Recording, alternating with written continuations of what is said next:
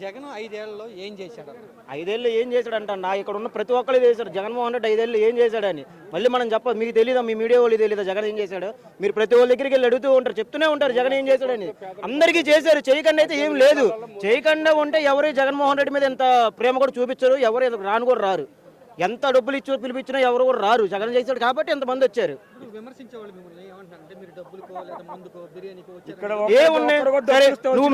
మీకు మీడియా ఉంది, మీ దగ్గర మీడియా ఉంది, మొత్తం ఉన్నారు, మొత్తం అందరిని వెళ్ళి చూసుకుని సరౌండింగ్ మొత్తం చూడు. ఎక్కడ నీకు డబ్బులు ఇచ్చిన వాళ్ళు కనబడినా, ఎక్కడ నీకు మందు ఇప్పించిన వాళ్ళు కనబడినా, ఎక్కడ నీకు బిర్యానీ ఇచ్చిన వాళ్ళు కనబడినా నువ్వే తీసుకుంటారా? ఇక్కడ ఉంటాం మేము, నీ పక్కన మొత్తం మేము కూడా ఎక్కడ మొత్తం తిరుగు.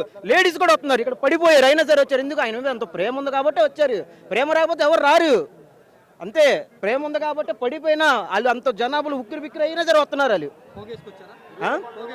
వాళ్ళు పోగు నువ్వు చూడు, నువ్వు మీడియా నీకు జనాభా పక్కన వచ్చినా పడిపోతున్నారు. కొన్ని మగాళ్ళంటే వచ్చారు, ఆడలు ఎక్కడ వస్తారు? కొన్ని డబ్బుల కోసం వచ్చారు, ప్రాణాలు పోగొట్టుకుంటారు, ఉక్కిరి బిక్కిలు అయిపోయి. ఏం పోగొట్టుకోరాలు, అయినా సరే వచ్చారు. తన సొంత కొడుకులు కన్నా జగన్మోహన్ రెడ్డి బాగా చూశాడని ఒక ప్రేమతోనే వచ్చాడు. కన్న కొడుకులేనా నెల వచ్చేసరికి జీతం ఇస్తారో తెలియదు, కానీ నెల వచ్చేసరికి ఇంటికి పోయి కొండ పైకి 365 500 మెట్లు పైకి ఎక్కి మరి పింఛను తీసుకొచ్చి ఇచ్చేవారు వాలంటీర్లు. ఇప్పుడు ఎవరుందో ఎవరు వస్తున్నారన్న వాలంటీర్లు? ముసలోళ్ళు కింద దిగుతున్నారు, ముసలోళ్ళు ఎత్తుకొని దిగుతున్నారు. 6ంటికి ఇస్తున్నారు అంటున్నారు, కొంతమందికి ఇస్తారన్న. ఇప్పుడు ముసలోళ్ళు ఉన్నారు, వాళ్ళ కొడుకులు ఎక్కడికి వెళ్తారు, ముసలోళ్ళు కింద దిగలేరు. వాళ్ళ పరిస్థితి ఏంటి? ఇప్పుడు ఇంతకుముందు వాలంటీర్ వ్యవస్థ ఉన్నప్పుడు కొండపైకి ఎక్కి తీసుకెళ్ళి ఇచ్చేవారు. ఇప్పుడు కింద ఉన్న వాళ్ళు అలాగే వెళ్ళిపోతారు. ఒక్కొక్క ఇంట్లో ఒక్కొక్కలా ఉంటారు. ఒక కొడుకు మంచోడు ఉంటాడు, ఒక కొడుకు తాబోతుడు ఉంటాడు, ఒకడొకలా ఉంటాడు. అయినా సరే కొండలపైకి ఎక్కి వాలంటీర్లు ఇచ్చేవారు. ఇప్పుడు అలాగా వాళ్ళ ముసలి కింద తీసుకొచ్చేది ఎవరు? ఇప్పుడు మీరు ఆలోచించండి. అది పెద్ద స్క్రిప్ట్ లేదన్నా. ఇప్పుడు మా కొండ మీద ఉన్నాం, మా కొండ మీద 500 మెట్లు మాది. మా మామగారే ఉన్నారు, మరి కొండపైకి వచ్చి మాకు ఇవ్వాలి ఒకసారైనా. ఎవరు ఇచ్చారు?